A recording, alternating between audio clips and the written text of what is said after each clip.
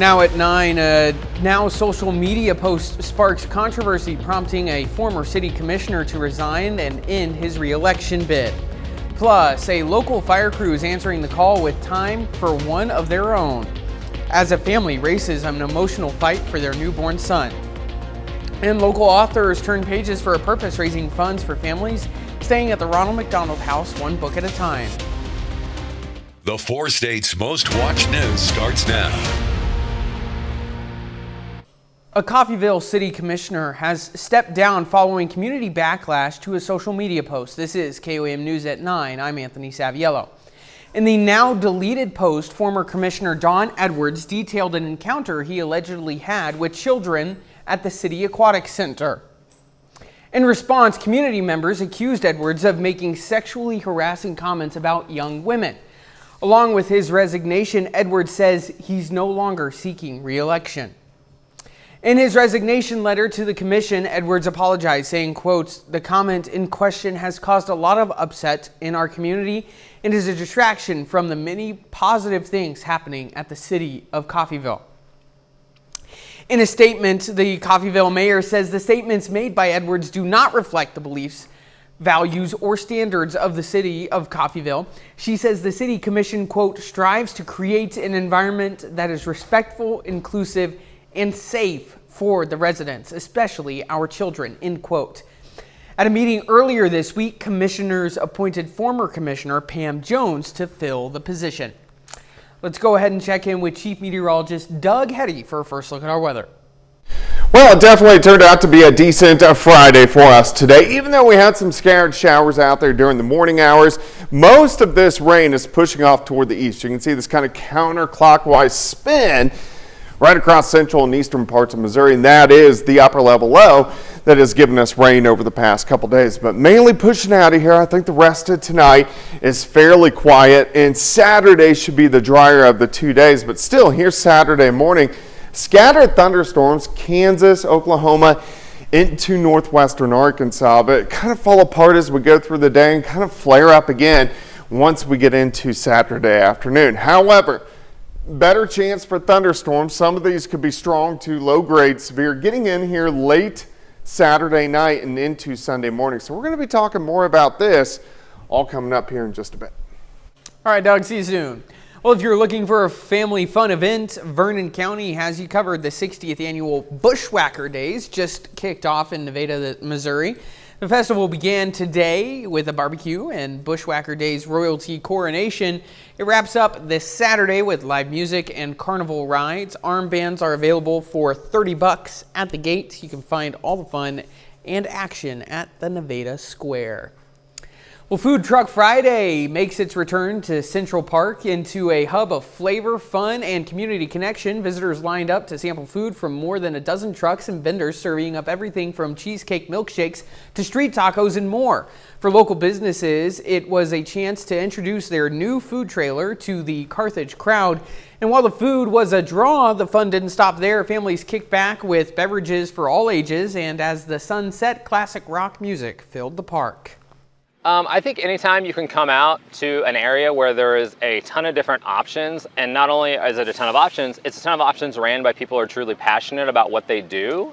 So coming up to get, something from London's Calling or from us or from Donut Envy, it's like we're all very passionate about our product. So you just always are going to receive something that's a higher quality.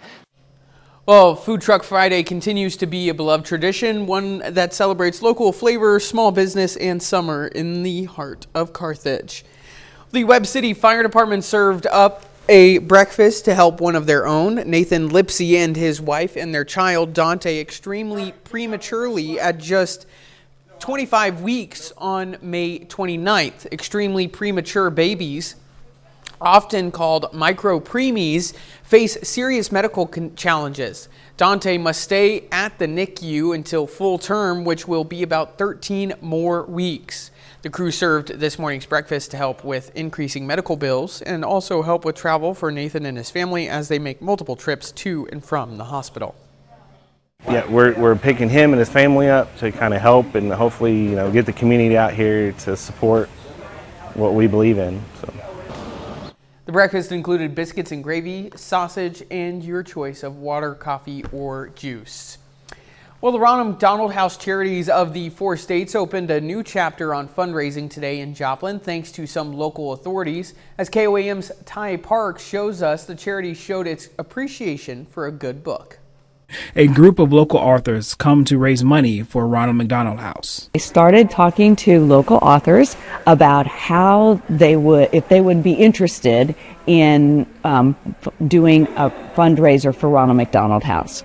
Because Ronald McDonald House has a lot of people come through, and some have to stay a long time, and it costs $10 a night for them to be able to stay here. It's up to the author how they want to do it. Some people are donating absolutely everything that they sell, and some are giving a portion, or some are giving all the profit to them. Emily Gibson from Ronald McDonald House says they like it when the community steps in to help. Yeah, we love third-party fundraisers where people in the community just want to pitch in their time and their effort, their energy into raising money for us. We're kind of hands-off in this situation, and we just get to let the authors do their work and shine in the community. There is a wide variety of children's books for sale, picture books, fiction, and even nonfiction. Reading is so important. And if you don't start children young, it's really hard to get them to enjoy reading and to look forward to it. But I especially enjoy writing about historical figures that maybe people aren't very aware of, but still individuals who had remarkable accomplishments. In Joplin, Ty Parks, KOAM News. If you see a book you would like to purchase, you can go to Ronald McDonald House or email at kelly@kellyredden.com. Well, coming up, conflict continues overseas.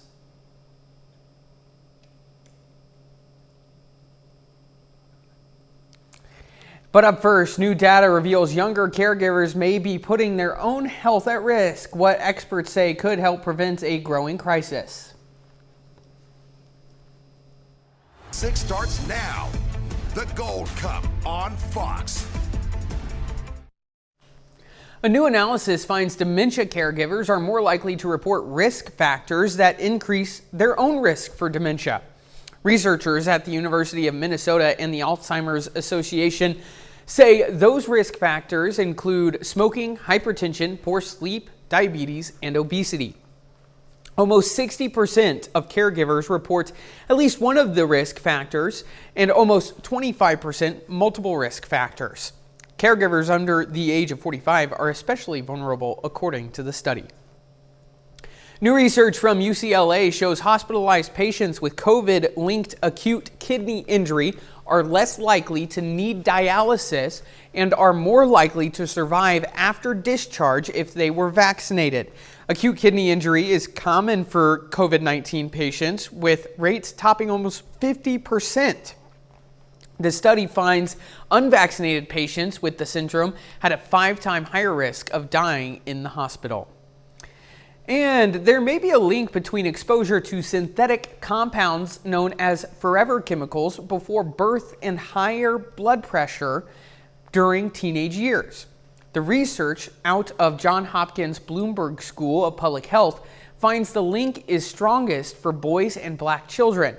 People are most commonly exposed to the chemicals, which build up over time through drinking water and food, personal care, and household products. Doug is next with a complete look at your forecast, and later, a look at the summer job market.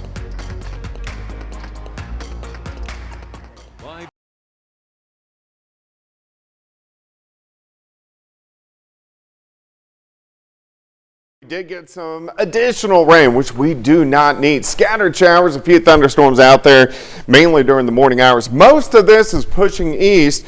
All this due to an upper level low. You can see that counterclockwise spin right across central eastern Missouri, heading out to the region, which is good. That means we start to dry out, right?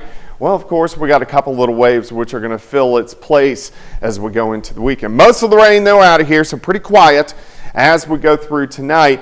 On Saturday, we are going to have some random storms. I think majority of us will end up staying dry, but those showers and thunderstorms start to sneak up as we get into Saturday night, also on Sunday morning. So we're going to watch that with those chances kind of sticking around as we go into at least early in the day on Sunday. All right, let's go through time. Here's 6 a.m., just partly cloudy skies.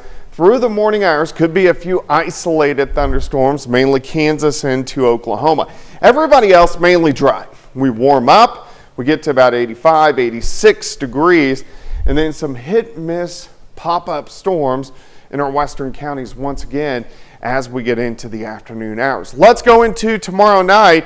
Better chances for thunderstorms late. So we are talking, here's 6 a.m. Saturday, thunderstorms getting into our western counties. Some of these guys could be strong to possibly severe. If we have anything severe, we're mainly talking about gusty winds and also some large hail. So of course we're going to keep our eyes on this. And the better chance to get severe thunderstorms, Kansas into Oklahoma, but all this should drive through the region. Here's about the noon hour on Sunday. So this means Sunday is going to be a little bit on the wet side. Once we get to Sunday afternoon, kind of breaking up just a bit, but still some scattered thunderstorms sticking around even Sunday night into Monday morning. How much rain could we get? Depends on where these storms set up. Better chances for higher amounts. Kansas and Oklahoma, I think most of us on average quarter to a half an inch, which we definitely don't need. 86 Saturday, let's go 80 on Sunday. Again, all this has been due to this upper level wave kind of pushing through. Watch what happens as we go through the next few days. So our low on top of us now exits out. Here's an area of high pressure. Weak waves rotate in, and that's going to give us a little bit of rain on Sunday. Once this exits, have another little system, slides in on Wednesday, but watch what happens behind it. Big dome of high pressure builds in, cuts the rain off, which is good, but it also really heats us up as we head into the second half of next week.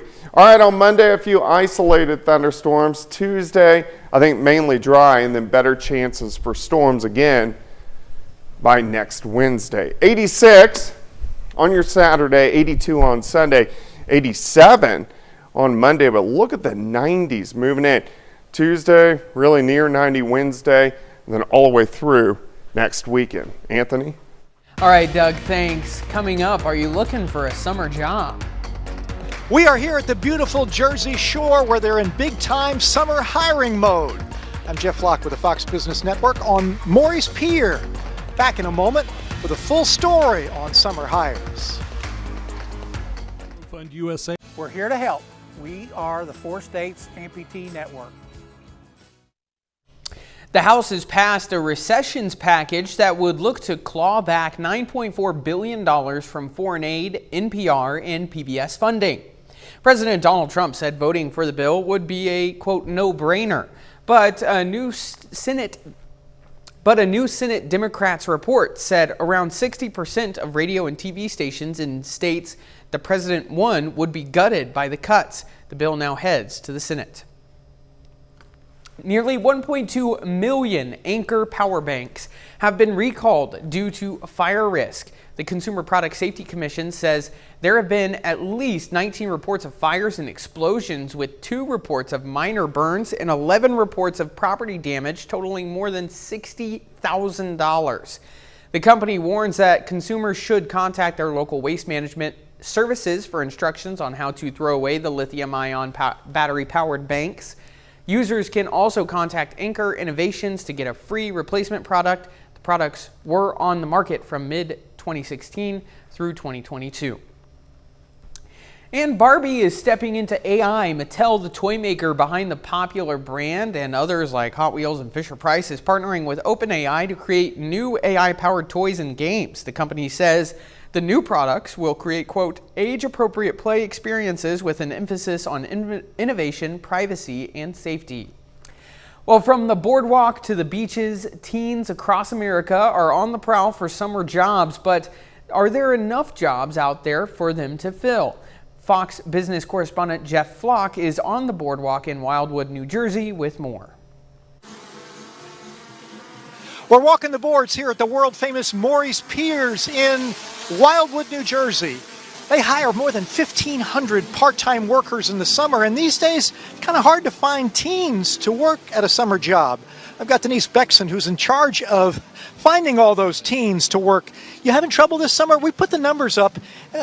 Fewer teens each summer seem to want a summer job. How you doing? We're doing okay. It is trending downwards. It's always challenging for us, but so far this year we're hanging in there. Yeah, gotcha. You take also a lot of people on those international student visas, the J1 visas, because you frankly don't have enough people in the U.S. that want a job. That's correct, and we're located in a resort town with low year-round population, so we hire from all over the world. The other thing about it is summer jobs, how much do they pay? People always ask, how much can I make? Well, put them up. The construction jobs pay the most, but of course you have to lift heavy things and kind of get dirty. I kind of like this job. You sort of get both fun and work. Yes, work is all about summer fun here. You're in an environment with families and people, and it's a great time. Yeah. Maybe we leave you with a picture from overhead of Maurice Pier's, legendary here at the Jersey Shore, and they rely on summertime fun. You know, they say we need to create more jobs. Maybe we need to think about creating more people. From the beautiful Maurice Pier's in Wildwood, New Jersey, I'm Jeff Flock with the Fox Business Network. Up next, how a highway embankment is turning into a way to teach students. Martial arts program is. There's a growing movement to rethink how public land is used in cities. One idea is to repurpose underutilized land into sustainable agriculture and pollinator habits.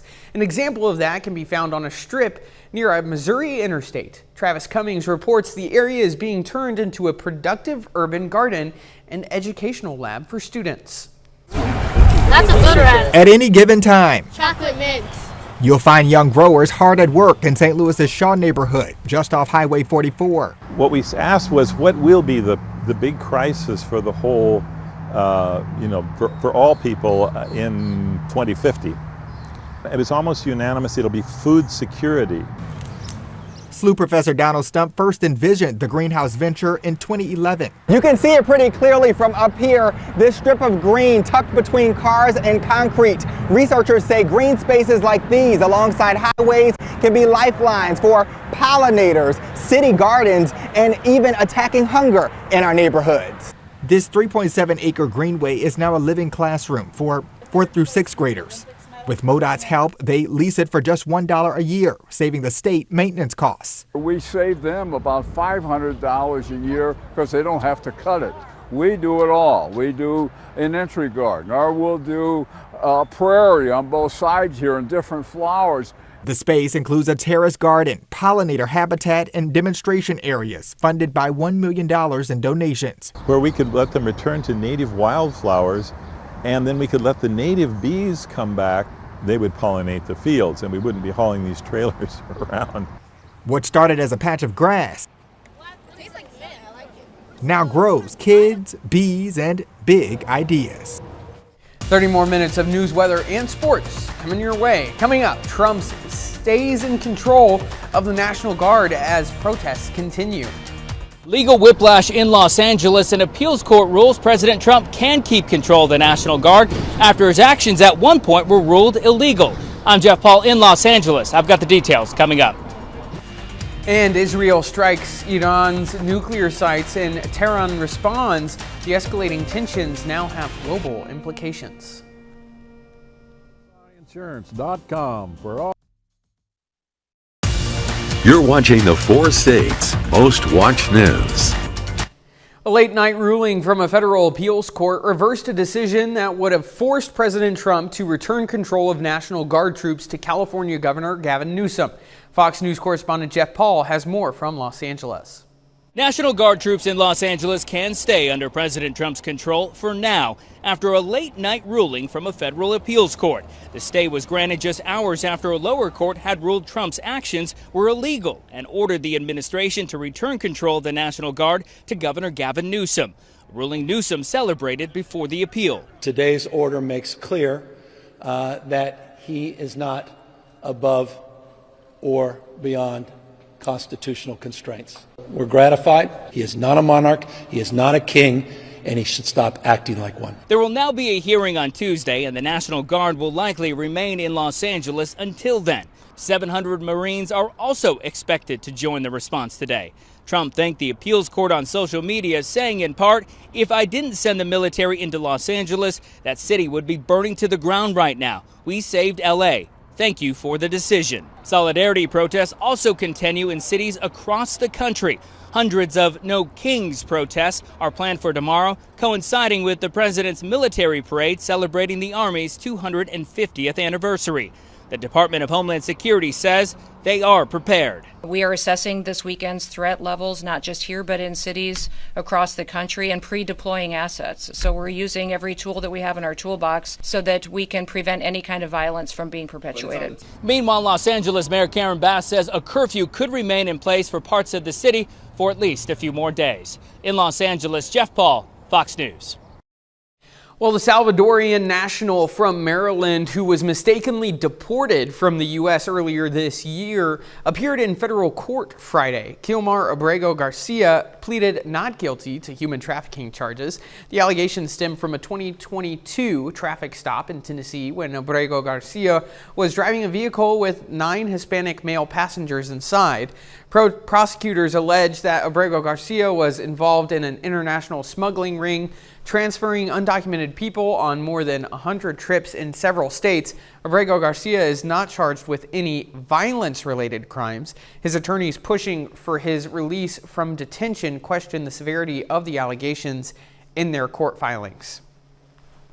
Today, a federal judge in Massachusetts blocked part of President Donald Trump's executive order that seeks to overhaul how elections are run in the U.S. The preliminary injunction from Judge Denise Casper blocks requirements to show written proof of U.S. citizenship when registering to vote.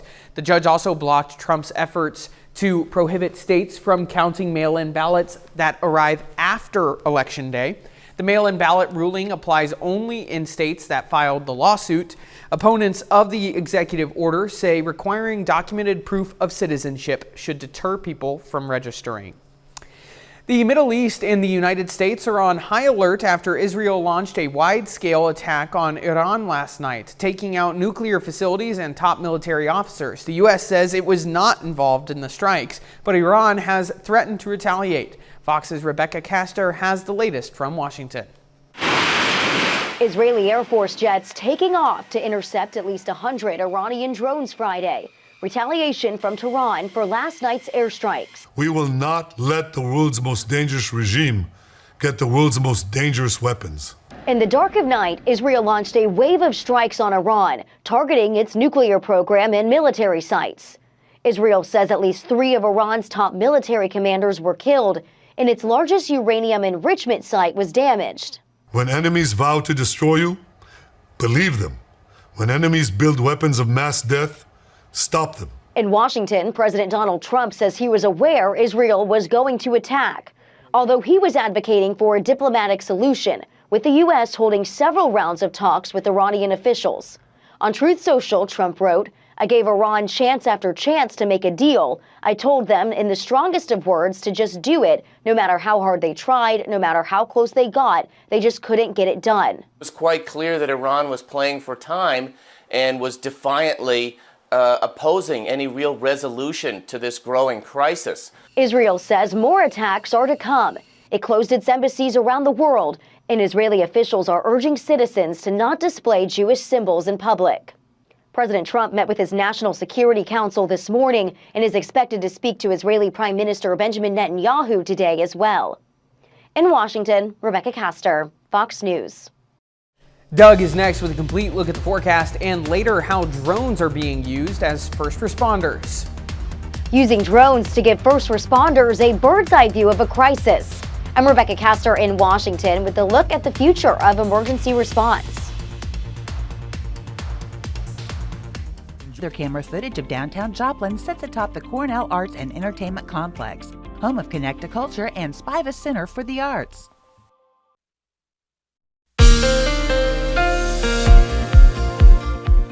Well, I hope you had a fantastic Friday, even though we did get some additional rain, which we do not need. Scattered showers, a few thunderstorms out there, mainly during the morning hours. Most of this is pushing east.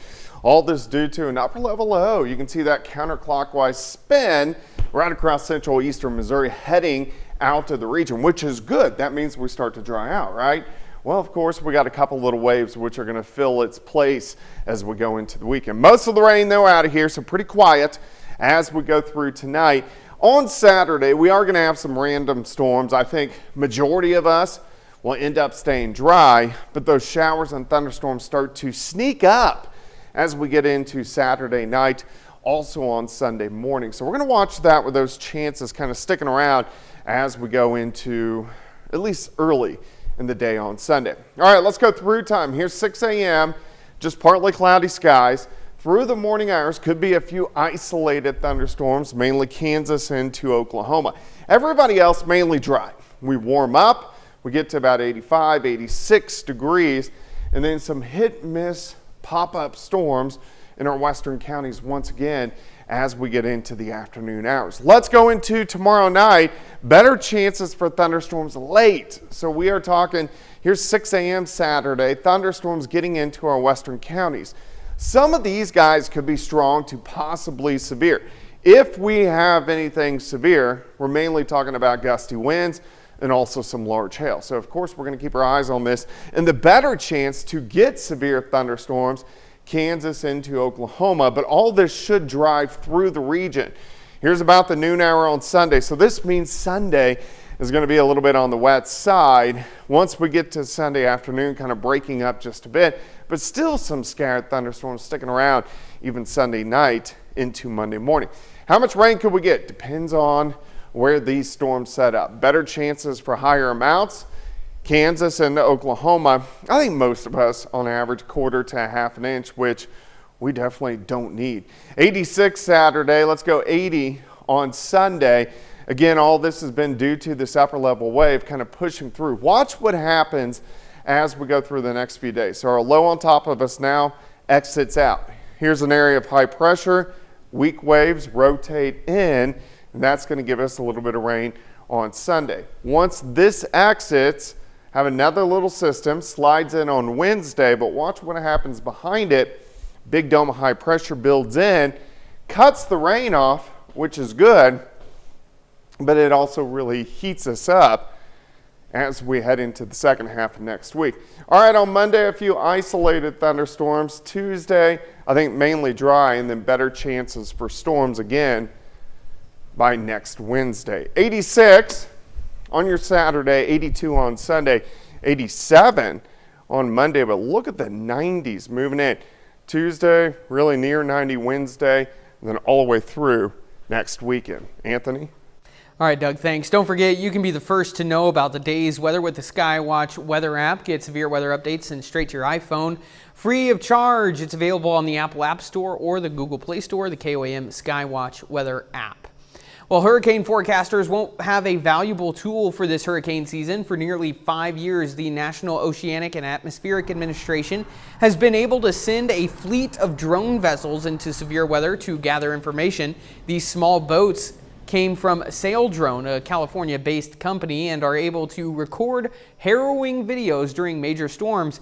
But a NOAA spokesperson said Sail Drone wasn't able to bid on a contract for the season. Another anonymous NOAA source said that because an agency request for a proposal came too late and was a matter of timing, NOAA has been on the many government agencies over the past few months targeted by the Trump administration for deep cuts to funding and staff. Still ahead, PSU Athletics announces its 2025 Hall of Fame class. Plus, Joplin Outlaw is off to a red-hot start on the season. Ben McLeish has those stories and more up next in sports. Theory tonight as you work out. Join us at 7 a.m.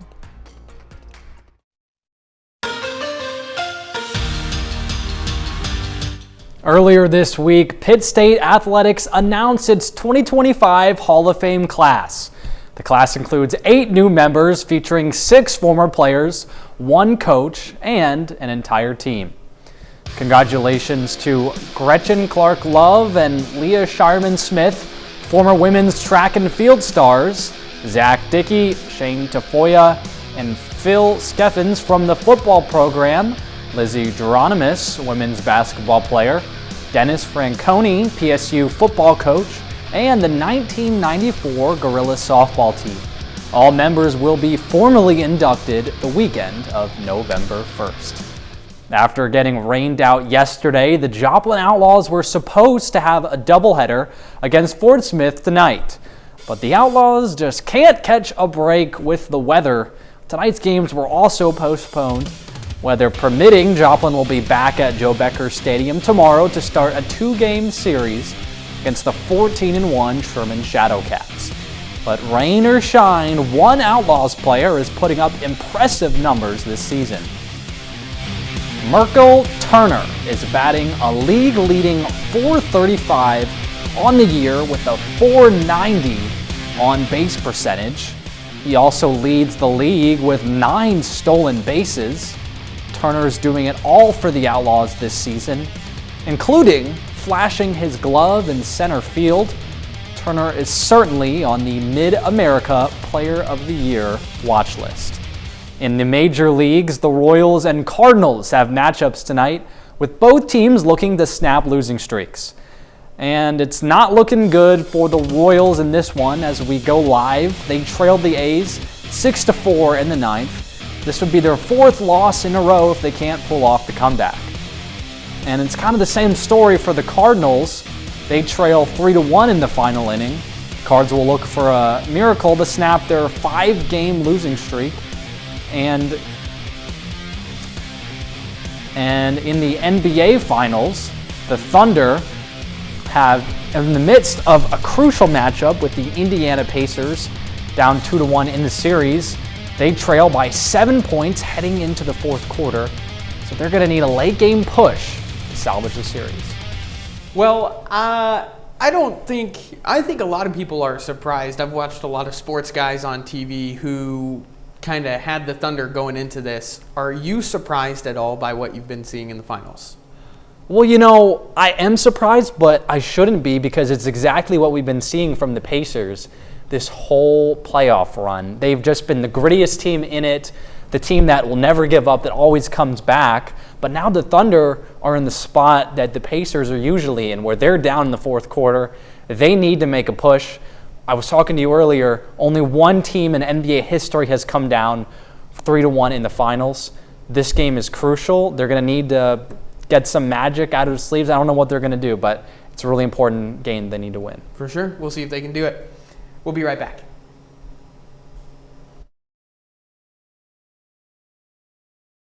That's happening in some communities across the country, giving first responders crucial eyes in the sky to access emergencies. Fox's Rebecca Castor has the story.